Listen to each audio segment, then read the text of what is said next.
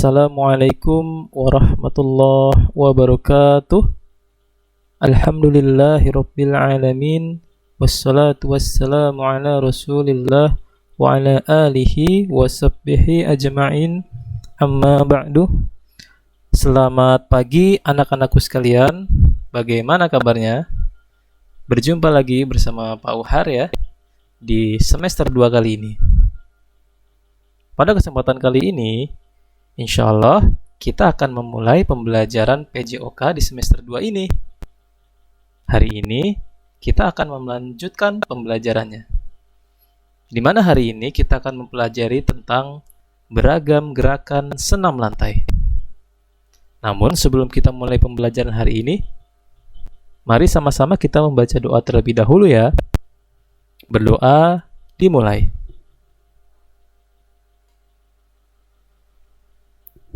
Selesai. Baik, kita langsung mulai saja. Bismillah.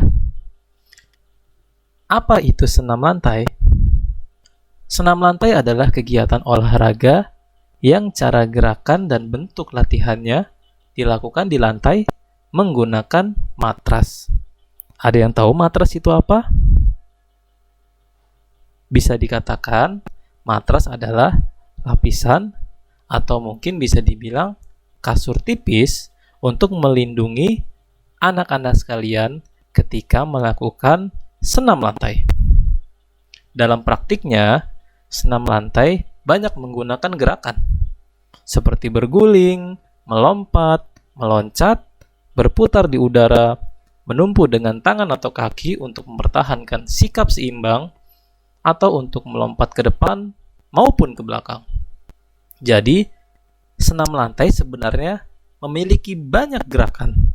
Tidak hanya 1-2, tapi banyak gerakan. Pada kesempatan kali ini, kita tidak akan mempelajari semuanya, namun hanya 2 gerakan. Insya Allah akan dilanjutkan lagi di pembelajaran selanjutnya. Nah, apa aja sih gerakan yang akan kita pelajari hari ini? Mari kita simak. Perhatikan gerak keseimbangan meniti balok sebagai berikut. Coba anak-anak perhatikan di layar anak-anak sekalian. Pada gambar yang bisa kalian anak-anak lihat, di situ ada 3 orang anak yang salah satunya sedang berjalan di atas balok. Meniti bisa diartikan berjalan di atasnya. Nah, ada beberapa langkah-langkah yang bisa anak-anak lakukan dalam melakukan meniti balok. Pertama, berdiri di atas balok keseimbangan. Kedua, tangan direntangkan. Pertahankan tubuh tetap dalam keadaan seimbang ya. Kemudian, berjalan meniti balok hingga ujung balok dengan seimbang. Mendarat dengan kedua kaki dan menekuk lutut sambil merendahkan tubuh agar dapat mendarat dengan seimbang. Nah, anak-anak pasti mungkin di antara kalian sudah tahu ya gerakan-gerakan seperti ini.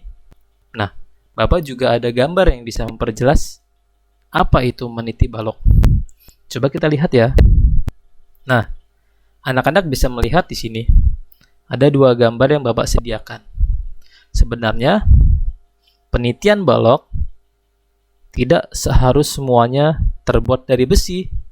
Bisa juga dari kayu seperti yang anak-anak simak di gambar. Di sini ada anak-anak yang sedang berolahraga menggunakan kursi panjang, di mana salah satu di antara mereka sedang berjalan meniti di atas balok. Balok di sini bisa menggunakan kursi ataupun benda-benda lain. Di sini pun juga sama di gambar yang sebelah kiri ini. Mereka memanfaatkan fasilitas di sekolah. Mereka berjalan di atasnya sambil menjaga keseimbangan, berjalan dari titik A ke ujung. Nah, ini gambar-gambar yang bisa anak-anak simak untuk memperjelas apa itu meniti balok. Sebenarnya, dalam olahraga senam lantai, meniti balok juga bisa dilakukan di mana di kanan kiri balok tersebut yang anak-anak lewati bisa dipasang matras. Agar bila ada anak yang sedang melakukan senam, ketika terjatuh ataupun gagal dalam menjaga keseimbangannya, mereka tidak akan terluka karena ada matras yang melindunginya. Jadi, secara umum, senam balok termasuk senam lantai, di mana fungsinya atau manfaat melakukan gerakan senam balok menjaga keseimbangan. Gerakan yang kedua. Nah, perhatikan gerak melompat balok sebagai berikut. Nah, di sini jelas ya, di gambarnya terdapat matras.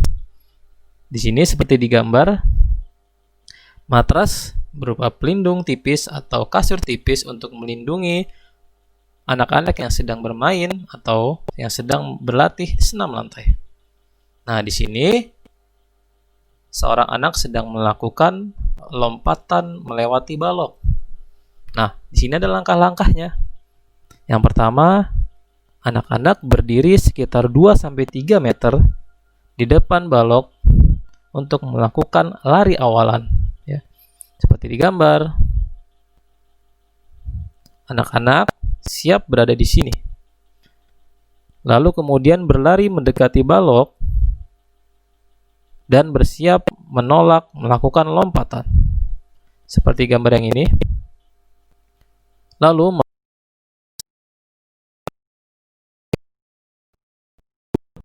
dan kaki mulai terbuka saat terjadinya dorongan ke atas. Nah, ketika anak-anak melewati balok atau box, tangan siap untuk menumpu di bawah. Kemudian kaki direntangkan, ya. Buka kedua kaki tungkai sampai kangkang saat melewati box atau balok. Nah, ini lihat di gambar ya. Jadi tidak ke belakang ataupun tidak lurus, tapi dikangkangkan. Terbuka ke kiri dan ke kanan. Kemudian kedua kaki bersatu kembali sebelum mendarat, seperti di gambar yang ini. Lalu di akhirnya mendarat dengan kedua kaki dan menekuk lutut sambil merendahkan tubuh agar dapat mendarat dengan seimbang. Di sini ada matras berfungsi untuk memudahkan anak-anak yang sedang senam lantai. Nah, dua gerakan tadi termasuk senam lantai. Ada juga gerakan-gerakan yang lain seperti berguling dan lain-lainnya. Insya Allah di pekan depan kita akan mempelajari itu, insya Allah. Nah, manfaat senam lantai sebenarnya banyak loh. Di sini ada 6 yang akan Bapak sampaikan. Pertama, meningkatkan fleksibilitas tubuh. Artinya, tubuh jadi mudah digerakkan, menjadi lentur. Karena sering melakukan senam lantai, tubuh menjadi fleksibel. Kedua, menurunkan risiko penyakit. Betul, dengan senam yang rutin, risiko penyakit pun akan turun karena tubuh bugar dan juga tubuh menjadi lebih sehat. Ketiga, memperkuat tulang, juga memperkuat kesehatan otot. Kelima, memperbaiki postur. Postur itu apa, Pak? Postur adalah posisi tubuh kalian yang ideal atau posisi tubuh yang bagus. Jadi semisal kalian sering duduk tidak tegap, posisi punggung kalian pun menjadi membungkuk. Nah, itu postur yang kurang baik. Dengan rajin melakukan senam lantai, sedikit demi sedikit akan memperbaiki postur. Karena gerakan-gerakannya pun bagus. Lalu yang keenam, koordinasi dan keseimbangan meningkat. Dengan fokus dalam melakukan senam lantai, konsentrasi juga akan meningkatkan koordinasi, juga keseimbangan anak-anak sekalian dalam melakukan berbagai aktivitas. Nah, itu manfaat dari senam lantai. Alhamdulillah, materi hari ini sudah selesai. Bapak ucapkan jazakumullah khairan untuk anak-anak sekalian yang sudah menyimak. Terima kasih. Semoga pembelajaran hari ini bermanfaat. Insya Allah di pertemuan selanjutnya kita akan melanjutkan pembahasan PJOK selanjutnya. Saran dari Bapak terus menjaga semangat dalam menuntut ilmu. Jangan malas, jangan mudah menyerah. Bila diberikan tugas kepada guru, baik itu tugas dari Bapak PJOK maupun tugas-tugas guru yang lain, mari sama-sama semangat dalam mengerjakan. Karena nilainya pun diambil dari situ. Jadi insya Allah nanti akan ada tugas ya, di mana kalian mempraktikkan gerakan melompati balok. Peralatan-peralatannya bisa anak-anak sesuaikan yang ada di rumah. Semisal untuk balok, kalian tidak punya, bisa menggunakan kardus atau menggunakan kursi yang tidak ada senderannya, atau menggunakan apapun yang bisa dijadikan media untuk melompat seperti di gambar balok tadi. Coba Bapak buka lagi ya. Nah, kalian bisa menggunakan media apapun yang bisa dilompati. Apapun ya. Bisa kardus atau kursi yang tanpa ada senderannya. Fleksibel saja sama Bapak.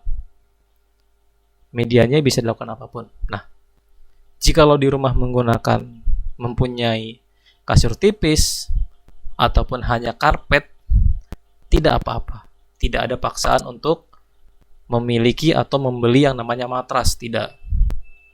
Di sini hanya opsional, pilihan. Jika ada bisa dipakai, jika tidak ada tidak apa-apa dengan matras ya. Jadi silakan, nanti akan Bapak buat kolom tugas mengenai praktik gerak melompat balok atau box. Nanti akan Bapak buat, kalian divideokan dengan tertib. Sebelumnya harus ada pemanasan dahulu, jangan lupa. Itu nggak usah divideokan, pemanasannya nggak usah divideokan. Kemudian yang divideokan ketika kalian, anak-anak sekalian, hendak melakukan gerak melompat balok, silakan divideokan. Nah, medianya tadi yang Bapak bilang, apapun yang ada di rumah dibebaskan. Yang penting bisa serupa dengan balok untuk dilompati.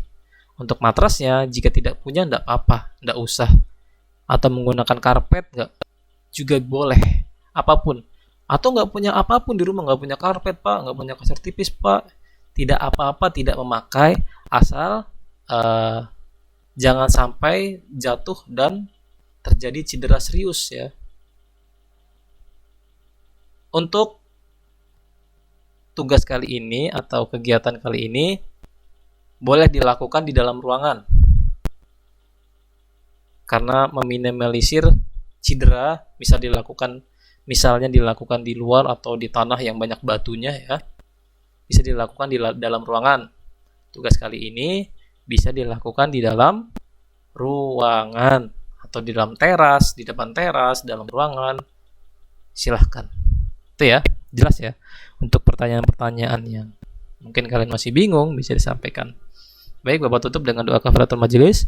Subhanakallahumma wa bihamdika asyhadu an la ilaha illa anta astaghfiruka wa atubu ilaih. Terima kasih anak-anak sekalian yang telah menyimak. Sampai jumpa pekan depan.